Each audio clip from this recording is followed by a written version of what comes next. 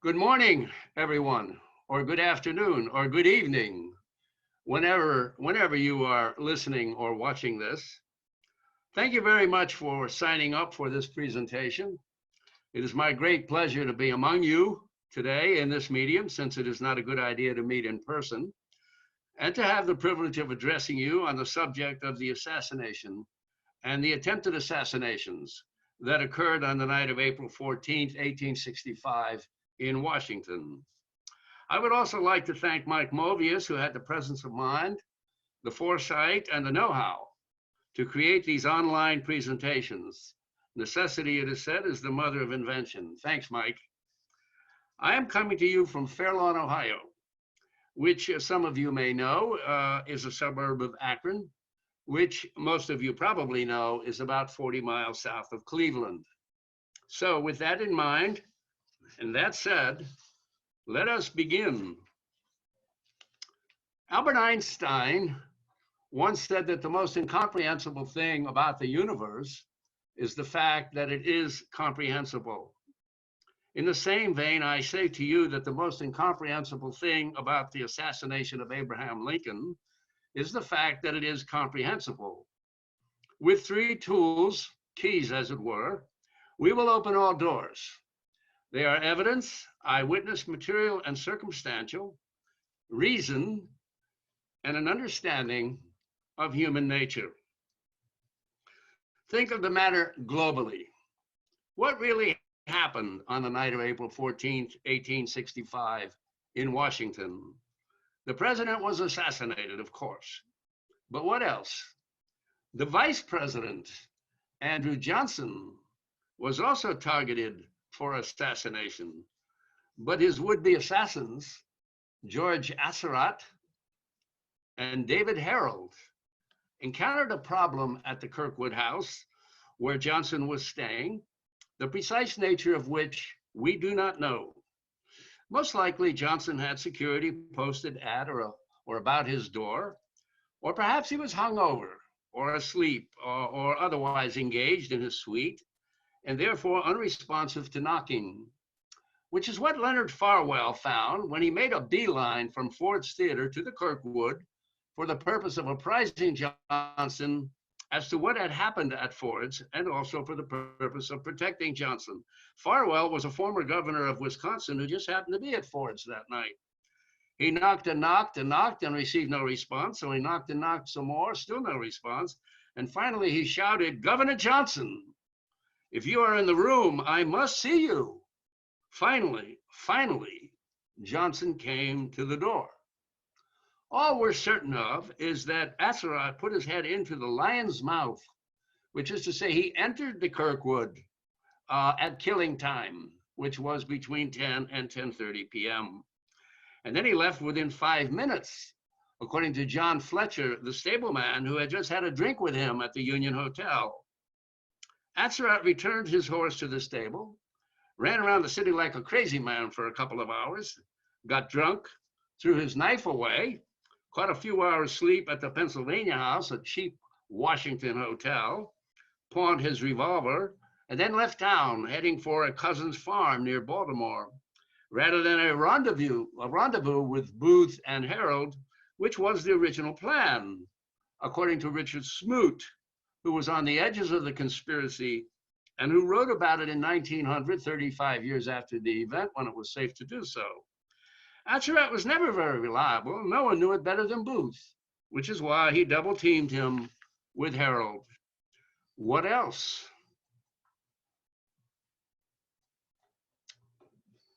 Lewis Powell, this man, alias Payne, P-A-Y-N-E, Payne, P-A-I-N-E, Mosby, the Reverend Wood, and many other aliases, came within an inch of assassinating Secretary of State William Seward. The Secretary of State? Why would anyone want to assassinate the Secretary of State? There is Seward before the attack, and there he is after the attack. What else? There is good persuasive evidence that an attempt was made on the life of Edwin M. Stanton, the Secretary of War.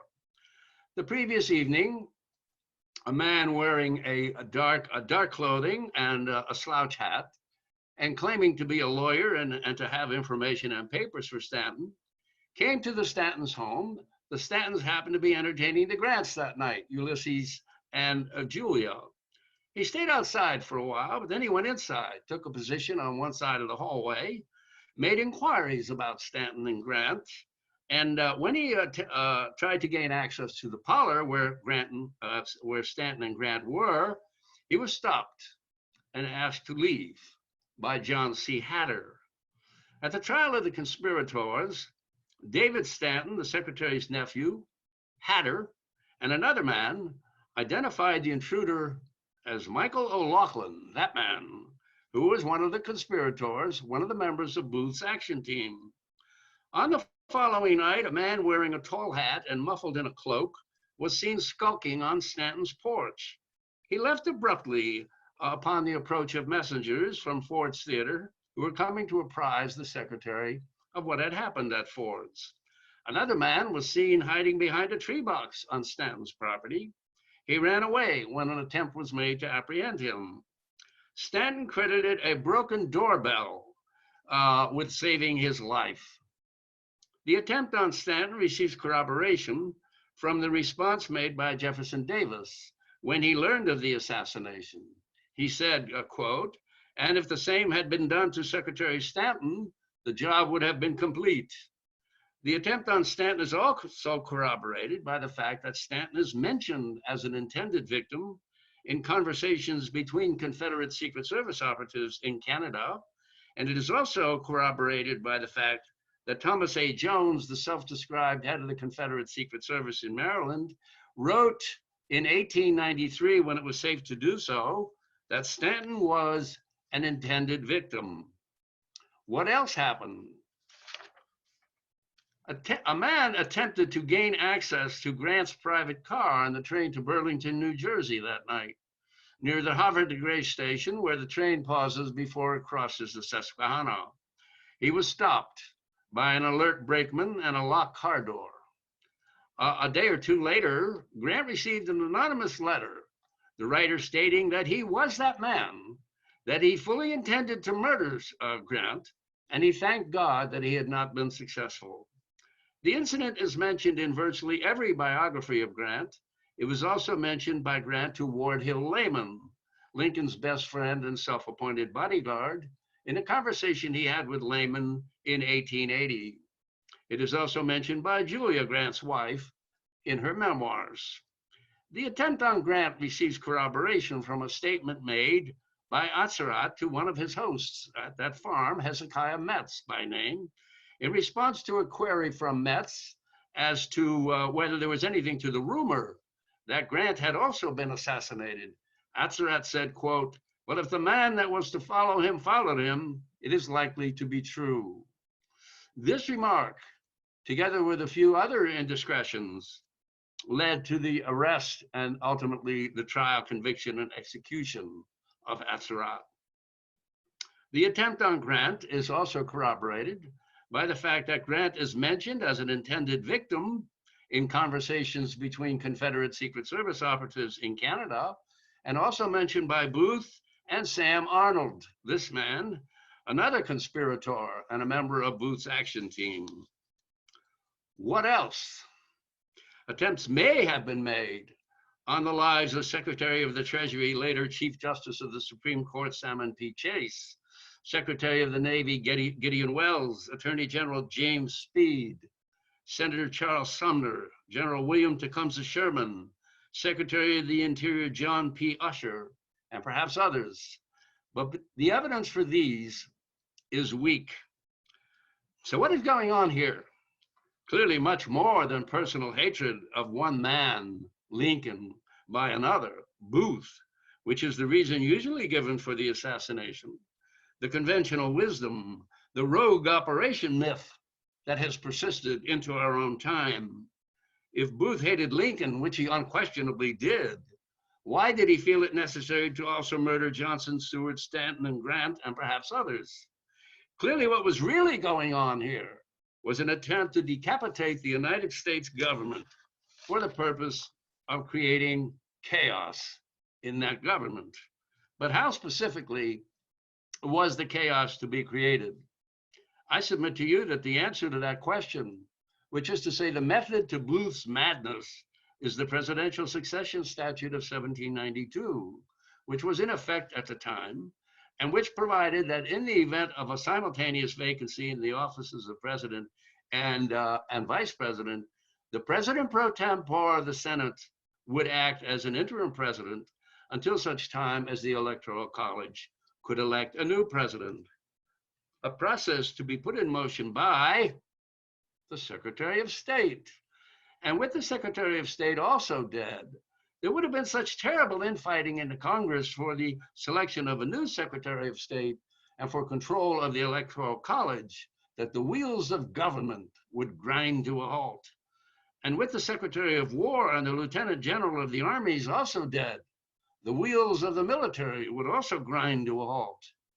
In this connection, consider the testimony of Charles Dunham, alias Sanford Conover, and alias about 20 other names, one of the most extraordinary figures in history, given at the trial of the conspirators, namely that Jacob Thompson, this man, the major figure in the Confederate Secret Service's Canadian contingency, which was otherwise known as the Canadian Cabinet, said that the goal of the conspiracy was to, quote, leave the government entirely without a head, unquote, by murdering not only Lincoln, but also Vice President Johnson, Secretary of State Seward, Secretary of War Stanton, Chief Justice Chase, and General Grant, at least.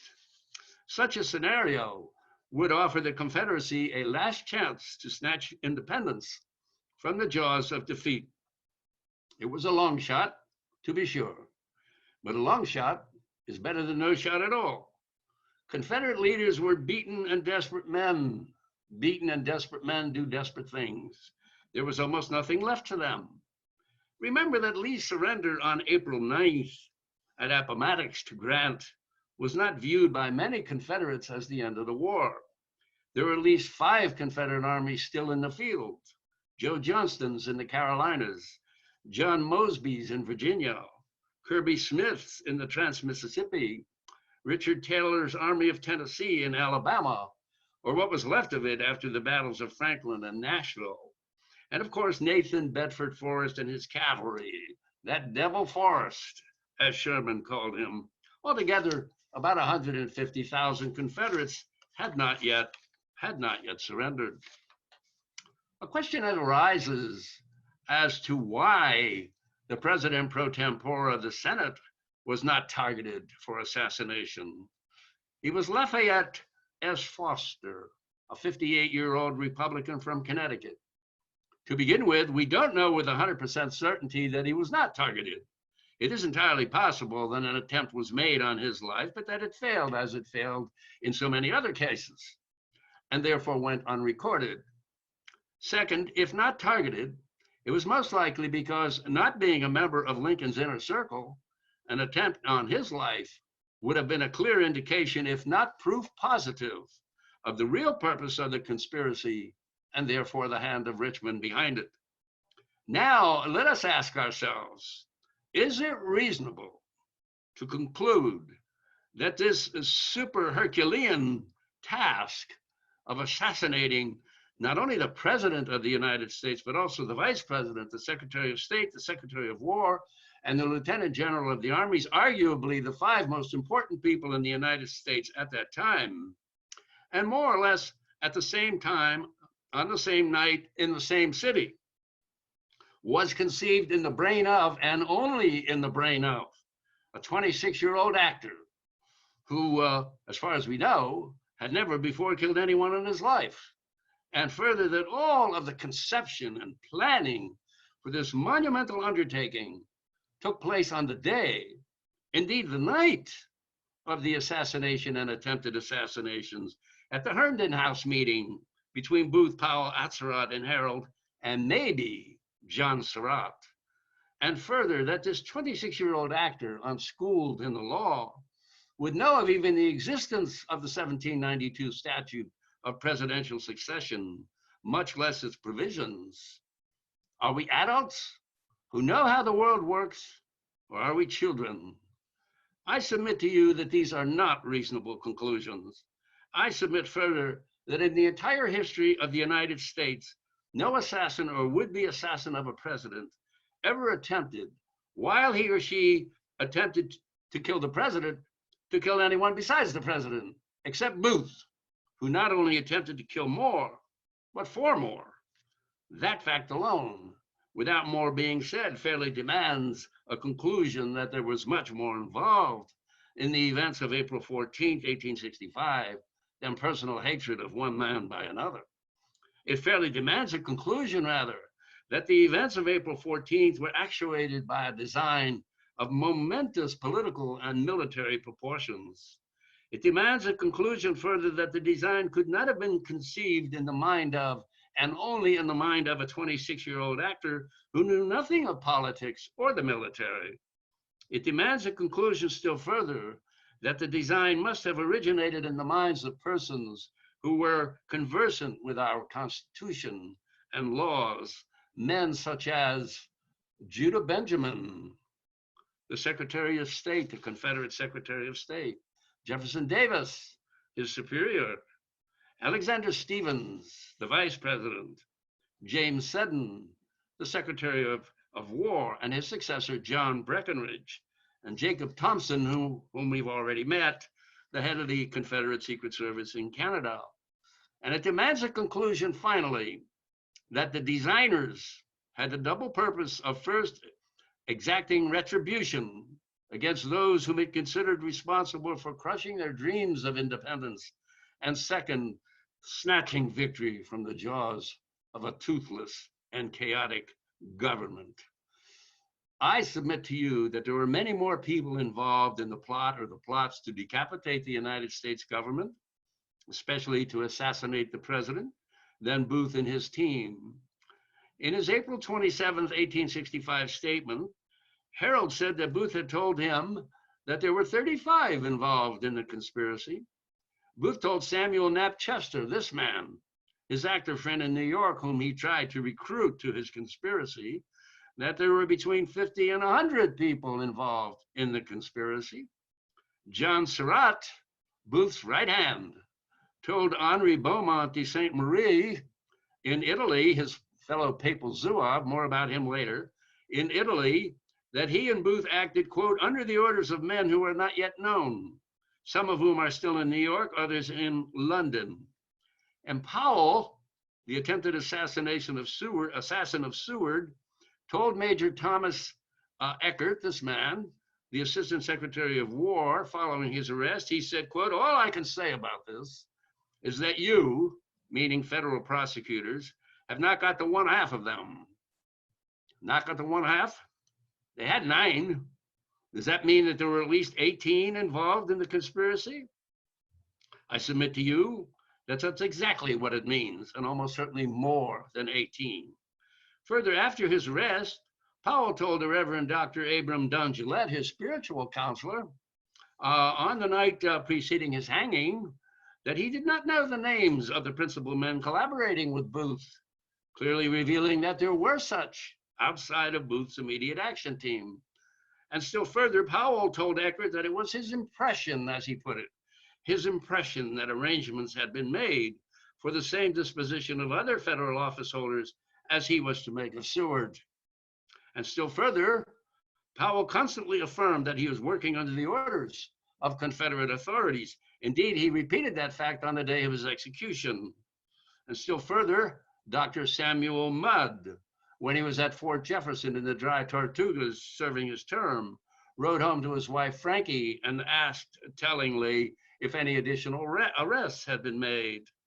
And still further, Thomas Jones, whom we've already met, the self-described head of the Confederate Secret Service in Maryland, who helped Booth and Harold escape when they were fugitives, later wrote that he was surprised that the revenge taken by the United States government for Abraham Lincoln's death stopped where it did.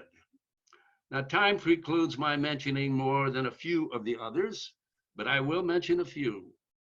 Thomas Harbin, a top Confederate agent named by Surratt as being a part of the conspiracy. More about him later. those who helped Booth and Harold escape in Maryland and Virginia, the so-called mail line between Richmond and Washington and Baltimore, such as Samuel Cox, Thomas Jones, whom we've already met several times, Elizabeth Quisenberry, William Bryant, Joseph Baden, and John Hughes. Benjamin Franklin Stringfellow, another top Confederate agent, who in 1880, 15 years after the event, wrote about a secret mission that he had undertaken in Washington in March of 65, that's 1 month approximately before the assassination, at the behest of Jefferson Davis. He told of being, quote, in constant communication with an officer occupying an important position about Mr. Lincoln, unquote. And he added that he made that officer a proposition. Significantly, he left after the assassination for Canada in the summer of 65 and did not return to Virginia until 1867, 2 years later.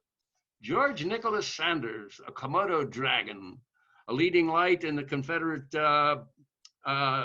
cabinet, the Canadian cabinet, who had a long history of organizing assassination plots against those whom he considered despots. He confided in Colonel Ambrose Stevens, a Union spy, his plan to assassinate Lincoln. Richard M. Smoot, whom we've already met, the fellow on the left there, a Confederate agent, and his co-conspirators Eli Hunt, the one on the right, upper right, and Frederick Stone, all named by Smoot in a 1900 writing as being involved in the plot against Lincoln. General George McClellan, we all know McClellan, and August Belmont, the New York millionaire, and Fernando Wood, the mayor of New York, and Charles A. Haswell, a ship designer and secessionist, and Jeremiah LaRoque, the law partner of Copperhead Samuel Barlow, all very wealthy and powerful Copperheads, all of whom met at Belmont's Fifth Avenue mansion in New York at least once that we know of in November of 1864. And we may be certain that if they met once, they met more than once. Well, some of you may be thinking or saying about now, so what? So what if the 5 of the richest and most powerful Copperheads in the United States meet at Belmont's Fifth Avenue mansion in New York? So what? Well, so nothing, except for one thing. There was a 6th attendee at that meeting that we know of, but he was not a Copperhead. He was a Marylander who was known to have strong Southern sympathies, and his name was John Wilkes Booth. So, creation of chaos was the main motive for multiple assassinations. There were others, but time precludes my naming more than a few. Retribution. Retribution for ringing the curtain of history down on their peculiar institution and crushing their dream of independence. Retribution for the Isaac Wistar raid against Richmond on February 6, 1864, and Wistar's orders, which were to capture the leaders of the Confederacy. Retribution, even more importantly, for the Dahlgren-Kilpatrick raid, that is Dahlgren, which occurred from February 28th to March 2nd, 1864, and the orders that were found on Dahlgren's corpse, which provided not for the capture of the Confederate leaders, but for the murder, the assassination of Jefferson Davis and his cabinet, quote unquote. Though quite possibly a forgery, at least in part, James McPherson, one of the foremost Civil War scholars in the United States today, considers the Dahlgren Papers, that's how they are referred to, as the Dahlgren Papers, considers their authenticity contestable. But the more important thing is that the orders were accepted as bona fide by the Confederate government, by the Southern people, and by the Southern press, and gave rise to calls for retribution in kind. Both raids, it was said, had Lincoln's approval. It is absolutely certain that they did. But it is equally certain that the offensive orders, if genuine, did not come from Lincoln. Historians James O. Hall, the grandfather of assassination historians, and Eric Wittenberg, who studied the authenticity of the Dahlgren papers in great depth, concluded that they were in fact genuine, but that they didn't come from Lincoln, but from Stanton. For retribution for failure of the three peace conferences, one at Niagara Falls, one in Richmond, and one at Hampton Roads, all laid at Lincoln's feet because he stood like granite on the issues of union and emancipation. Retribution for the hanging, that is Kilpatrick, incidentally. He's the other half of the Dahlgren-Kilpatrick raid. Retribution for the hanging of that man, John Yates Bell. He was from a very prominent Virginia family, might even have been the cousin of Booth. There is some evidence to that effect. He was executed for acts of terrorism, despite efforts of many prominent men and women in and out of government, North and South, to save him. His execution left a particularly bitter taste in the mouth of Confederate leaders because they knew that he had gone to his death in their service and following their orders. The attempted decapitation of the United States government was the crown jewel in a terror campaign against the North in the last year of the war, a subject covered in great detail by Jane Singer in her great book, The Confederate Dirty War, Arson, Bombings, Assassinations, and Plots for Chemical and Germ Attacks on the Union. Again, time precludes my discussing more than a few, but I will discuss a few. The boat burners were an arm of the Torpedo Bureau in the Confederate Secret Service. They blew up more than 60 Union gunboats on the Mississippi and other inland waterways, costing the Union thousands of lives and millions of dollars using coal and log bombs, which obviously were bombs fashioned to look like a lump of coal or a log, which were placed in a tender, which were then shoveled into a boiler with the intended effect. The boat burners were under the command of J.W. Tucker, the man on the left, and the Torpedo Bureau was under the command of Gabriel J. Rains, the man on the right. Arsonists under the command of Robert Cobb Kennedy, that man, set fire to dozens of hotels and theaters and shipping facilities in New York City on November 25th, 1864. From Toronto, Jacob Thompson, orchestrated an attempt to foment a second civil war in the North and thereby split the East from the West by establishing a Northwest Confederacy. Orders for the Northwest Conspiracy, as it was called, came from Davis, from Benjamin, from Seddon, and Thompson to that man, Captain Thomas Henry Hines, who was the principal player in the scheme. Part of Seddon's orders to Hines were given verbally. It does not require a particularly vivid imagination to imagine why. Hines had previously outlined his plans to Seddon to seize the governments of Ohio, Indiana, and Illinois, and to assassinate the executive heads of those states, John Brough of Ohio, Oliver P. Morton of Indiana, and Richard Yates of Illinois, and all other federal, state, and even municipal leaders who stood in the way of gaining complete political control of those three states. Let us think about this for a minute.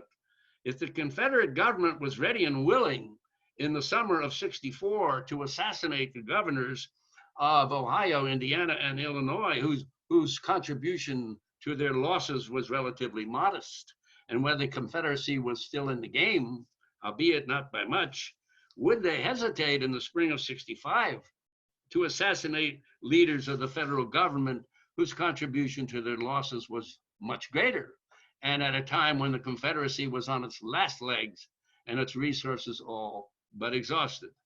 There was a scheme masterminded by that man, Dr. Luke P. Blackburn of Kentucky, the Joseph Mengele of his day, to spread yellow fever in the North using infected clothing, so-called infected. He didn't know that you can't pass yellow fever with clothing. They didn't know that until another 35 years had passed.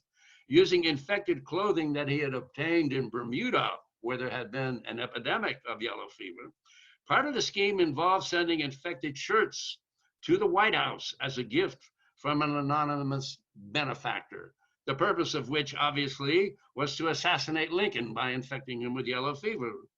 The scheme was revealed by one Godfrey Hyams at the trial of the conspirators. Hyams was a shoemaker, who had been enlisted by Blackburn and other Confederate agents to sell or distribute the infected clothing.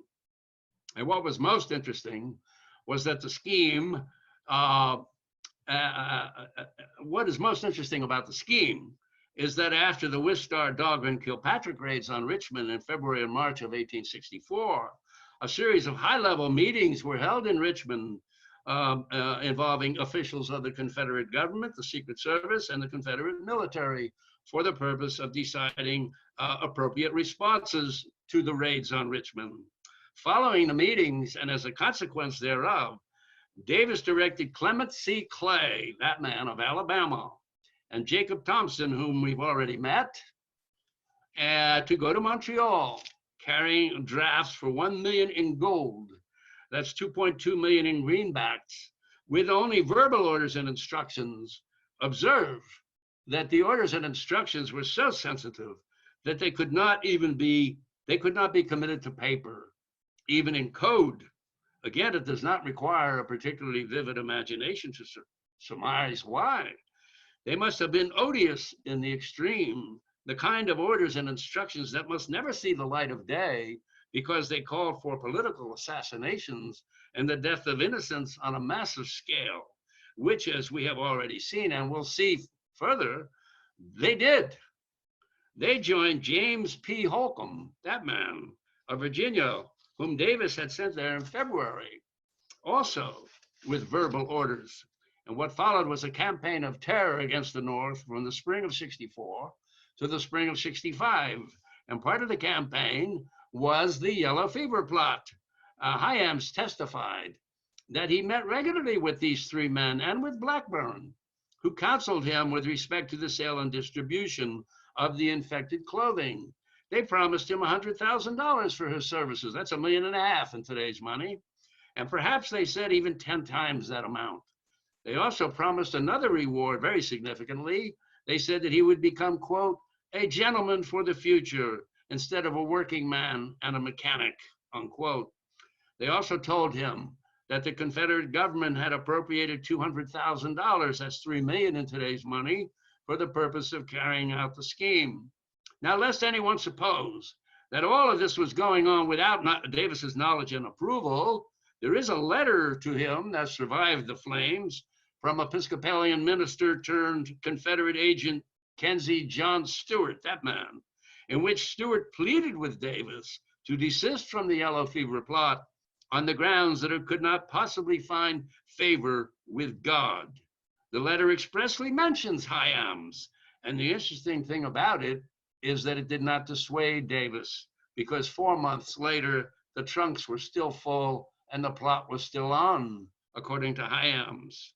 So what does all this mean, if anything?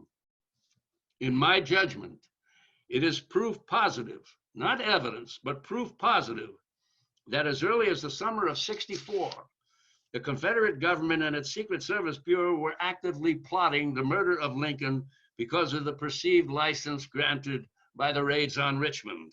It is also most probative of a conclusion that all attempts on Lincoln's life subsequent to the Wistar, Dogger, and Kilpatrick raids were related to the raids, including the shot that was taken at him when he was riding alone between the White House and the Soldiers' Home in August of 64, and including, of course, the attempt that succeeded in April of 65. Now, let us make no mistake about this. This is critical. These three men, Holcomb, Clay, and Thompson, and Blackburn too, for that matter, were Davis's men. They were Davis's appointees. They were sent to Montreal by Davis. They carried out verbal orders and instructions from Davis. They were financed by Davis. They were subject to recall by Davis. And they were the same men who counseled Hyams relative to spreading pestilence in the North, yellow fever specifically, and to assassinate Lincoln by infecting him with yellow fever. The entire episode, in my opinion, constitutes a smoking gun because it demonstrates the Confederate government's intention to murder Abraham Lincoln as early as the summer of 64. And also Davis's willingness to take innocent life, even to killing the president with the infected shirts, to say nothing of spreading pestilence throughout the North. to further the cause of Southern independence. I asked Joan Cashin, or Cashin, Cashin, the biographer of Varina Davis. Varina obviously was Jefferson Davis's wife. I asked her if, based on her intimate knowledge of Jefferson Davis, if he were capable of taking so much innocent life, to further the cause of Southern independence. Without hesitation, she said yes. Let us state the matter plainly. None of these activities, and many more that I haven't time to discuss, such as poisoning or blowing up New York's water supply, the Croton Reservoir, could have been carried out without the knowledge and approval of and control by the highest levels of the Confederate government. Why should it be otherwise with the crown jewel of the terror campaign, multiple assassinations? Evidence. Surratt's confession. In 1977, a lost confession that had been prepared by George Surratt was found by Joan Chaconas of the Surratt Society. In part, this is what it said, quote, Booth said he had met a party in New York who would get the president certain. They were going to mine the end of the president's house near the War Department. They knew an entrance to accomplish it through. They spoke about getting friends of the president to get up an entertainment, and they would mix it in, have a serenade, and thus get at the president and party. These were understood to be projects. Booth said if he did not get them quick, the New York crowd would, unquote. Let us dwell on the wording of this confession because it is irrelevant to the issue before us. Quote, Booth said he had met a party in New York who would get the president certain, unquote. Does that sound like the idea of killing the president is something that Booth impulsively decided to do 2 or 3 days before the assassination, or on the night of the assassination at the Herndon House meeting, on his own, without direction from or consultation with the Confederate leaders and operatives, which is the conventional wisdom? Or does it sound like the business of assassinating the president had been much in the air with Confederate leaders and operatives for some time? Clearly, the latter. Does anyone suppose that, quote, get the president certain, unquote, referred to kidnapping? Quote, Booth said if he did not get him quick, the New York crowd would, unquote. Again, does this sound like reference to a deed that spontaneously sprang into Booth's brain, something he suddenly decided to accomplish independently of Richmond, which again is the conventional wisdom? Or does it sound like at least one other action team was primed to accomplish the deed? Again, clearly the latter. Is it reasonable to suppose that the other action team, which is to say the New York crowd, was a rogue operation? Or is it more reasonable to suppose that it was under orders from Richmond? Clearly the latter. And if they were under orders from Richmond, is it reasonable to suppose that Booth's action team was not? Clearly that is not a reasonable conclusion. Does anyone suppose that, quote, get him quick referred to kidnapping? Surratt's confession is corroborated by the fact that on April 3rd, the day after Richmond was occupied by federal forces, a Confederate soldier whose name was William H. Snyder, an employee of the Torpedo Bureau of the Secret Service, made contact with Colonel Edward H. Ripley of the 9th Vermont Infantry, the commander of the occupying forces. Snyder told Ripley that a few days earlier, a party had been sent north by the Bureau, whose mission he understood to be probably the murder of Lincoln. Ripley published his memoir in 1907, in which he recorded this event. Because neither the New York crowd nor Booth had an explosives expert on their staff, the job of blowing up the White House was given to one Thomas F. Harney, an explosives expert with the Torpedo Bureau.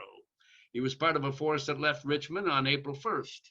At some point, he was joined by 150 cavalrymen detached by John Mosby and his Rangers, whose purpose it was to facilitate the entry of Harney and his men into Washington and their exit therefrom after the deed was done.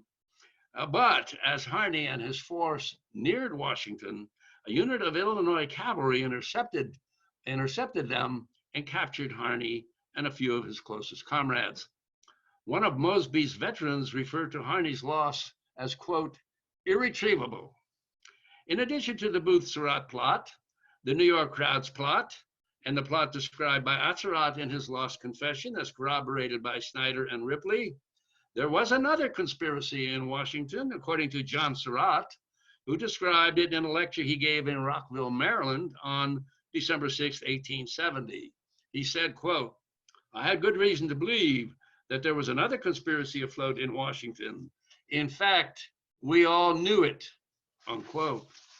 Now, the notion that the party in New York who would get the president certain, quote unquote, and get him quick, quote unquote, and Thomas F. Harney and his action team, and Mosby and his Rangers, and John Wilkes Booth and his action team, and the other action team in Washington per Surratt in his 1870 lecture, the conspiracy we all knew about, quote unquote, were all running around doing their own thing, oblivious to the enormous political and military repercussions of what they were doing, and presuming to know how best to preserve the Confederate States of America without the knowledge and approval of and direction by the highest levels of the Confederate government is ludicrous. It is laughable. The Confederate leadership, however, still had one card to play. They had already ordered Lincoln's death by infecting him with yellow fever. They also ordered his death and the death of as many other federal office holders as could be lured into a wing of the White House prior to blowing it up. If it could accomplish the same or a similar result by other means, why would it not do so? Let's talk about John Wilkes Booth. We know with absolute certainty that Booth was an agent of the Confederate Secret Service. His sister Asia said so in her memoir. Not that she needed to. We also know with certainty that he spent 10 days with the Canadian cabinet in Montreal from October 18th through October 27th, 1864. Let us consider the items that tend to show that he was part of a major conspiracy to decapitate the United States government, as opposed to a loose cannon who worked for 9 months to capture the president and then change his mind at the last minute without orders to kill the president. And while he was at it, to kill Johnson, Seward, Stanton, and Grant, and perhaps others. Let us observe, first of all, that Secret Service agents are trained above all to follow orders, to never act without orders or contrary to orders, and to never reveal their contacts, especially their superiors. Now, the idea that this particular Secret Service agent, Booth, would strike out on his own and attempt to decapitate the United States government with incalculable military and political consequences without orders or contrary to orders is patently ridiculous. Let us consider 4 comments that are illustrative of Booth's true role. 1, Henry Finnegas, or Finegas, a commissioned officer of the United States, against whom no accusation of perjury was made, testified at the trial of the conspirators that he overheard on February 14th or 15th, 1865, at the St. Lawrence Hall, which was the headquarters of the Canadian cabinet in Montreal, he overheard there a conversation between George Sanders and William Cleary, both Confederate Secret Service operatives. And here's the conversation. Cleary: "Well, I suppose they're getting ready for the inauguration of Lincoln next month." Sanders: "Yes, if the boys only have luck, Lincoln won't trouble them much longer." Cleary: "Is everything well?" Sanders: "Oh, yes. Booth is bossing the job." 2, there is a letter in existence that came into the possession of the Bureau of Military Justice. It was dated May 10th, 1865. That's approximately a month after the assassination, from a Union agent in Paris, in which the writer, the Union agent, reported that he intercepted a letter from a Confederate agent, identified by the obvious alias of Johnston, in which Johnston said, quote, "Booth will never be taken.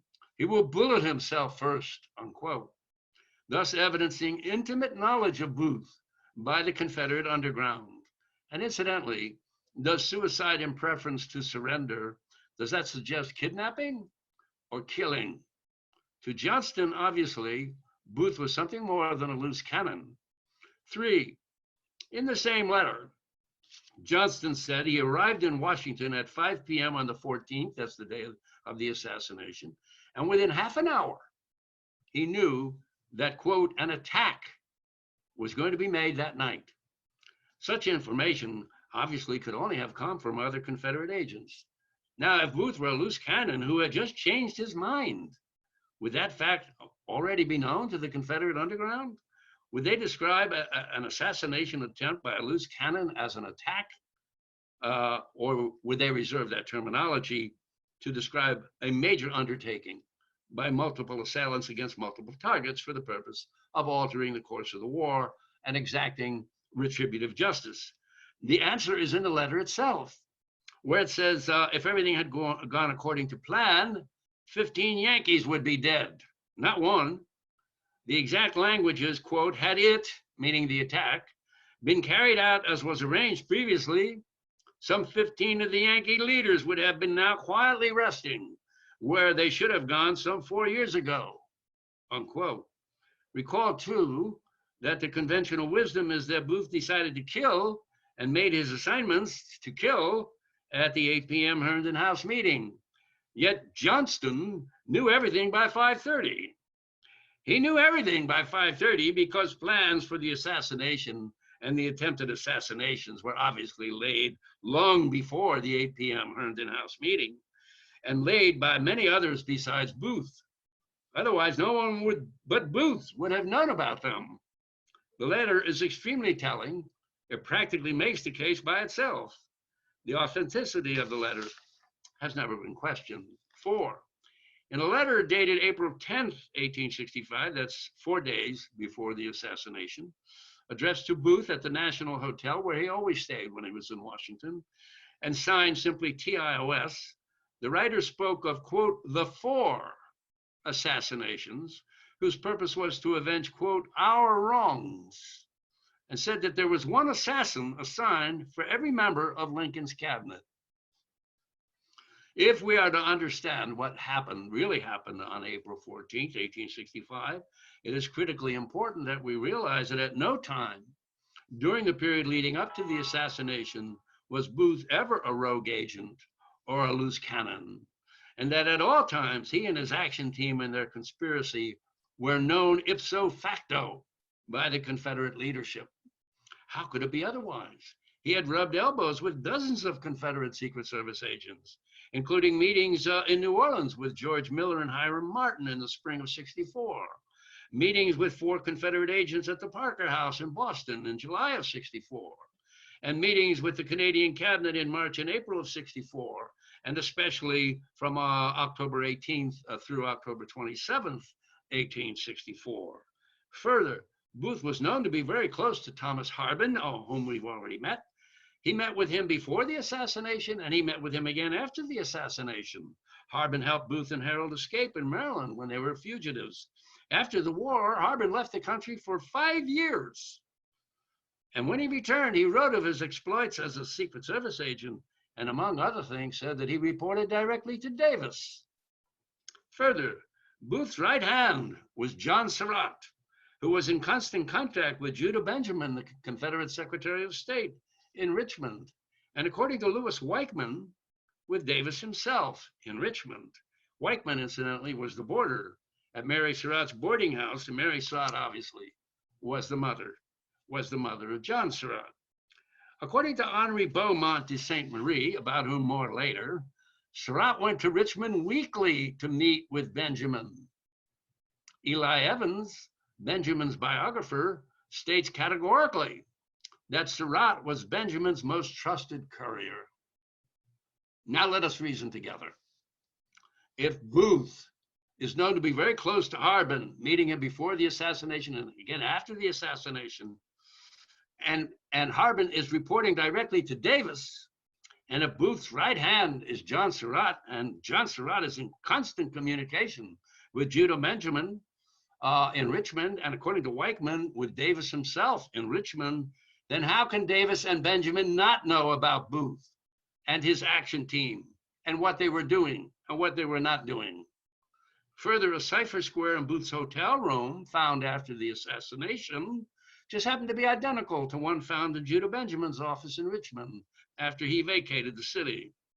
Further, Samuel Chester, Booth's actor friend whom we've met from New York, testified at the trial that it was his impression that Booth's scheme was known to and had the cooperation of, quote, insurgent leaders. Further, Arnold stated in a letter to Booth that was found in Booth's room after the assassination that Booth should, quote, desist from further operations and go and see how it will be taken in Richmond. Further, Thomas A. Jones, whom we've met several times, wrote in 1893 that he knew all about Booth and his conspiracy. Davis's and Benjamin's knowledge of Booth and his team and their conspiracy is therefore absolutely certain. Also certain is that the Confederacy knew full well, as even a child would know, according to top Confederate agent Thomas Nelson Conrad, that there was nothing to be gained by kidnapping Lincoln. What would Confederate leaders have done in the face of Northern stonewalling? Would they have taken Lincoln's fingernails out, or perhaps dismembered him limb by limb? Obviously not. Furthermore, Grant had resumed a prisoner exchange in January of '65 and had set a goal of 3,000 per week, thereby undercutting the alleged reason or purpose for the kidnapping, namely holding Lincoln ransom pending the release of Confederate prisoners of war. Let us again reason together. We have a three-premise syllogism. 1, Confederate leaders knew about Booth's conspiracy. 2, Confederate leaders knew kidnapping would do them no good at all. 3, Confederate leaders did nothing to stop Booth. I submit that one, and only one conclusion can fairly be derived from this three-part syllogism, and it is that Booth's purpose was not kidnapping, and Confederate leaders knew it. Well, if it was not kidnapping, then what was it? For what purpose did Confederate Secret Service operatives continue to meet and counsel and encourage and finance Booth? The answer, of course, is that they continued to meet, counsel, encourage, and finance Booth to kill, not to kidnap. Eminent assassination historian Theodore Roscoe agrees. He wrote, quote, "It is highly unlikely that the stage star, for all his flamboyance, would risk such a desperate undertaking without the assurance of underground support and the approval of Richmond." Finance. Did I say finance? Please let me tell you how the Confederate government and or its supporters financed Booth and his team. Surratt told Dr. Lewis J.A. McMillan, his traveling companion aboard the Peruvian on their way to Europe in September of '65, that he and Booth had spent $10,000, that's $150,000 in today's money, on their conspiracy. Where on earth did this unemployed son of a boarding house keeper and his unemployed actor friend get $150,000, if not from the Confederate government and or its supporters? Booth told Chester that he was low on funds and that he or another party had to go to Richmond to obtain the means to carry out their designs. The statement exactly dovetails with Samuel Arnold's letter that was found in Booth's hotel room after the assassination, in which he said that Booth should desist from further operations and, quote, go and see how it will be taken in Richmond. Robert Anson Campbell, the head teller of the Ontario Bank of Montreal, testified that Booth established an account there and that part of the money deposited into the account came from one Davis, a known broker and Confederate money handler. Sam Arnold wrote of Booth's many trips to New York to obtain money. Powell told Reverend Dr. Abram Don Gillette, his spiritual counselor immediately preceding the execution, that for months previous to the assassination, he had journeyed back and forth between Richmond, Washington, and Baltimore, where he had stayed in the palatial homes of very prominent men who had kept him in funds, and that with these funds, he had come and gone at their bidding. Atzerodt and Harold were seen flashing rolls of bills in bars and restaurants. Arnold and O'Loughlin were said to never lack for money, to have plenty of money, including gold. To enlist Thomas Harbin, Booth told him, quote, there is not only glory, but profits in the undertaking. Booth told his former manager, Matthew Canning, that he was going to make, quote, an immense fortune on a land deal in Virginia. Atzerodt is reported to have said that he, with others, was engaged in an enterprise that would make him rich or get him hung on the spot if detected. To John Greenewalt, the keeper of the Pennsylvania House, Surratt said, "I'm going away some of these days, but I will return with as much gold as will keep me all my lifetime." Harold told friends in Port Tobacco 3 weeks before the assassination that the next time they heard from him, he'd be in Spain, that he'd have a barrel of money, that he'd be rich enough to buy Port Tobacco. And he told Special Judge Advocate John A. Bingham, his interrogator, that Booth had recruited him to, quote, make money. Weichman, the border, spoke of an opportunity to join an enterprise where he would, quote, make a lot of money, 20 or 30,000 or something, unquote. That's 300,000 or 450,000 in today's money. To an old actor friend, John Pope, Booth said, "If you fall in with my ideas, we'll make a fortune." To C.D. Hess, an employee at Grover's Theater, he said a few days before the assassination that he was going to make, quote, a pile. And the day before the assassination, he said to Edward Person, a friend, that he had the biggest thing on his hands that had ever turned up, and that there was a great deal of money in it.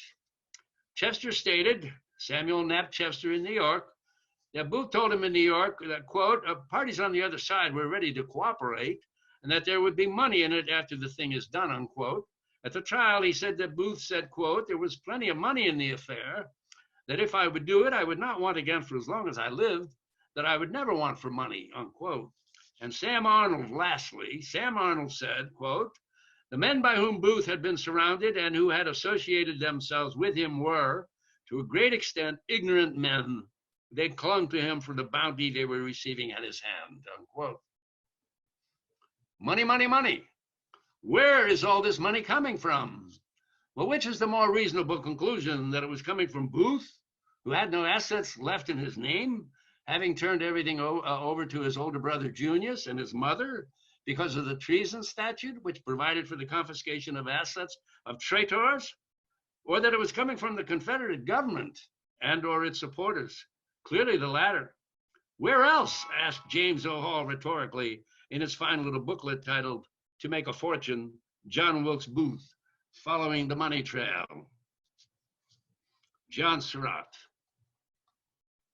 Let's talk about John Surratt, alias John Harrison, John McCarty, John Watson.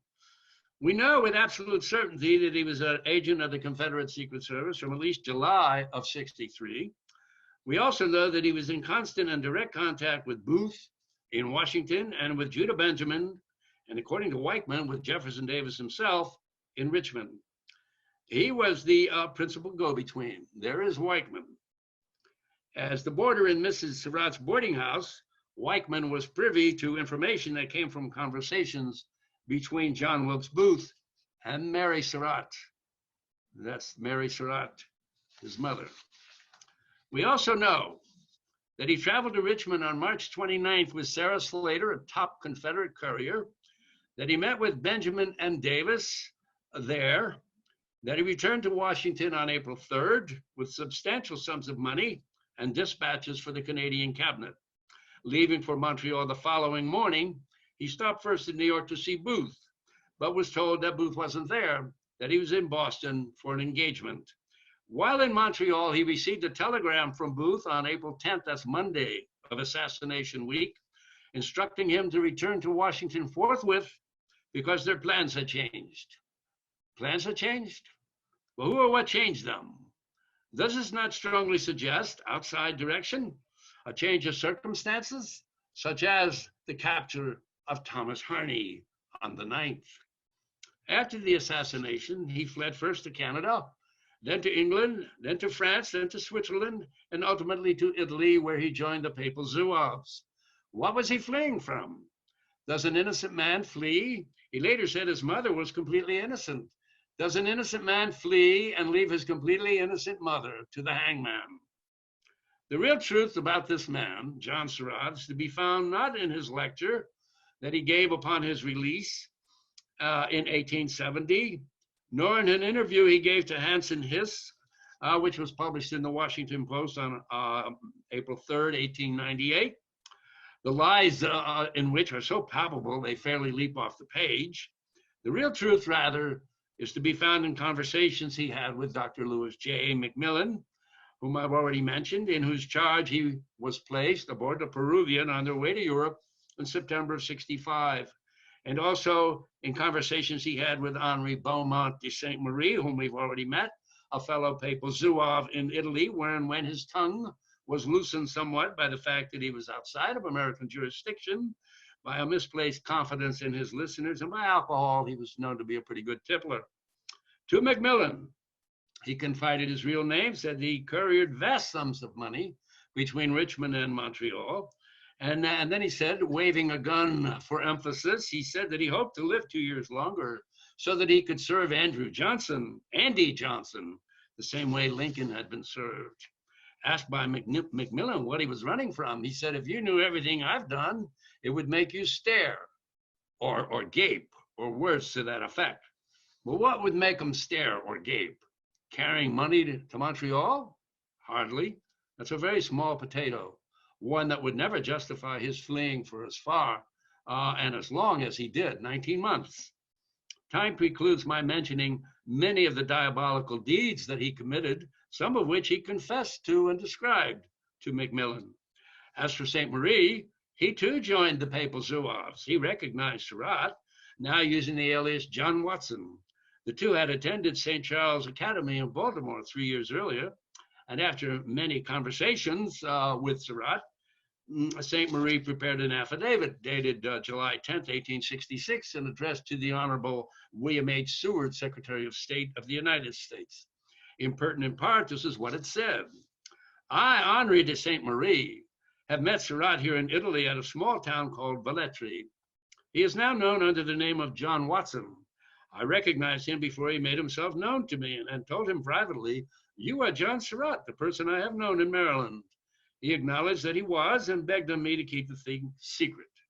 After some conversation, we spoke of the unfortunate affair of the assassination of President Lincoln, and these were his words.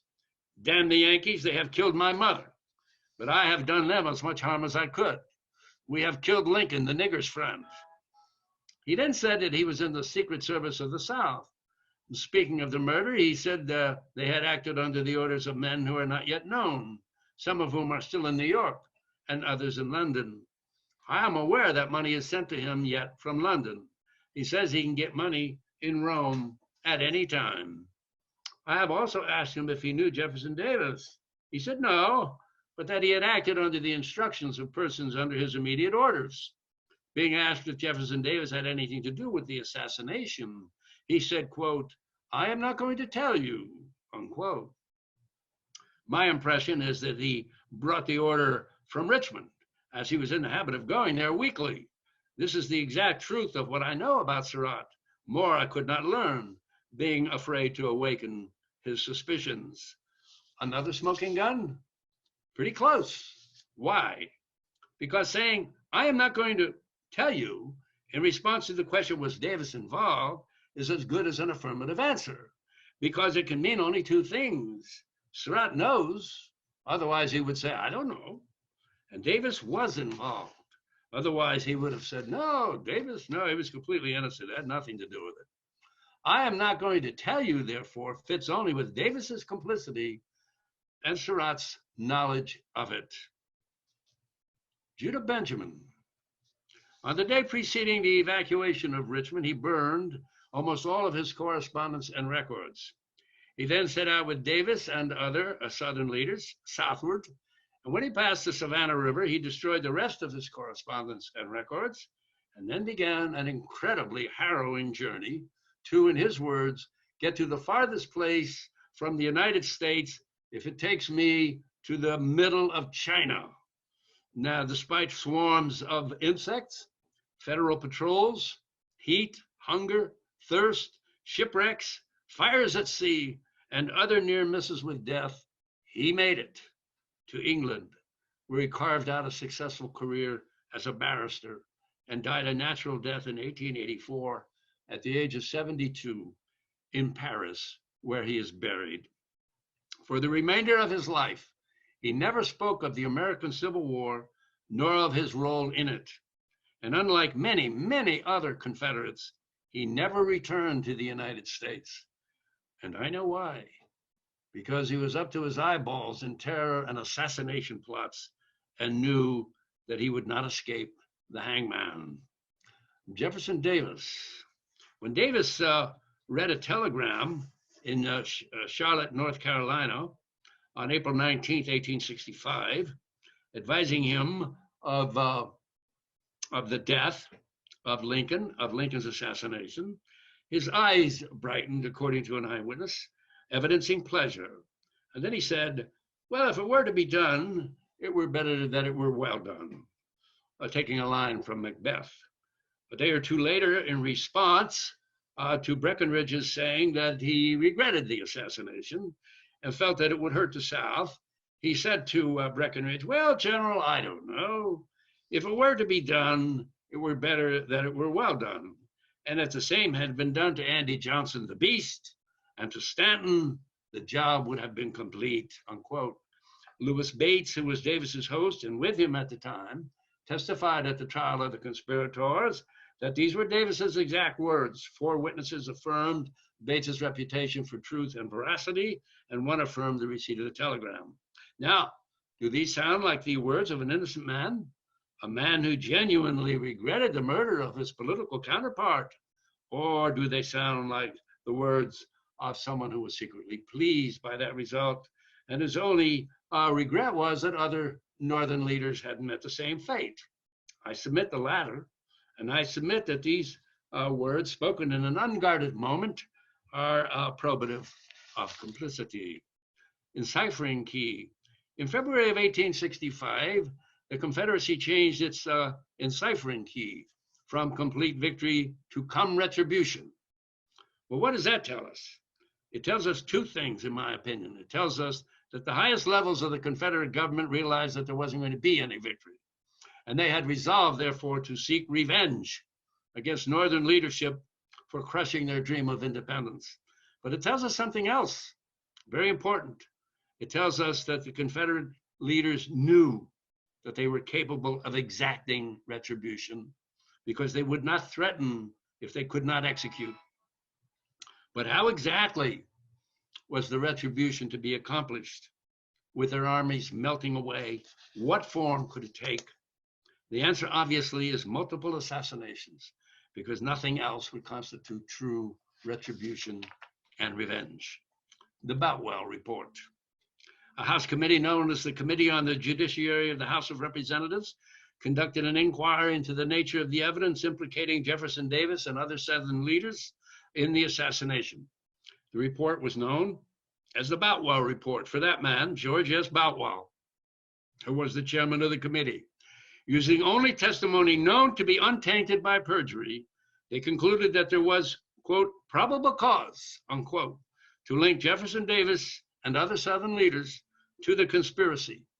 It is worth mentioning that they were 155 years closer to the event than we are. William A. Tidwell's conclusion. Permit me to quote an expert, William A. Tidwell, who spent his entire life in government intelligence and wrote 2 books on the subject of the Lincoln assassination and the attempted assassinations. The first was titled Come Retribution, which he wrote together with James O. Hall and David Gaddy. And the second was a solo titled April 65. Incidentally, all 3 are now sadly deceased. In April of 65, he wrote, quote, what has been established, however, is a network of documented facts that logically coincide with the information that would have had to exist if Davis did decide to attack the leaders of the federal government. One can refute the logic only by a bizarre distortion of reason. The probability that all of these facts were true and that Davis did not make the critical decision is very slight indeed. And now my conclusion. First of all, the 5 smoking guns. Bear this in mind, please, if we want to know what really happened on April 14th. 1, Hyam's testimony at the trial of the conspirators relative to the infected shirts being sent to Lincoln for the purpose of assassinating him by infecting him with yellow fever as part of Blackburn's yellow fever plot which was known to Davis, and therefore to Benjamin, at least. St. Marie's affidavit, where he said that Surratt's response to his question, was Davis involved in the assassination, was, I am not going to tell you, which, as I have already said, is as good as an affirmative answer. Harbin, who was close to Booth, who was part of the conspiracy, close to Booth, meeting with him before the assassination and again after the assassination, writing that he reported directly to Davis. 4, Surratt was Benjamin's most trusted courier. This is Surratt, John Surratt, Booth's right hand, Benjamin's most trusted courier, meeting with him weekly, according to St. Marie. And 5, the Harney mission, which we know, the purpose of which we know, was to assassinate not only Lincoln, but also any other federal office holders that could be lured into a wing of the White House prior to blowing it up. The final word. The grunts and the hatchet men went to the gallows and the dry tortugas, but the masterminds walked. When, ladies and gentlemen, I ask you when, has it ever been otherwise? Now, that's my personal conclusion. And there is the cover of my book, Decapitating the Union, Jefferson Davis, Judah Benjamin, and the Plot to Assassinate Lincoln. A foreword by Joan Chaconis of the Surratt Society. It's available from Amazon, of course. It's also available from most bookstores. If they don't have a copy, they can order a copy. And it's also available from the publisher, Morris Gilbert Publishing Company, Post Office Box 13701, Akron, Ohio 44333. And that, said Jack, is that. So much. Thank you so much, all of you, for listening and watching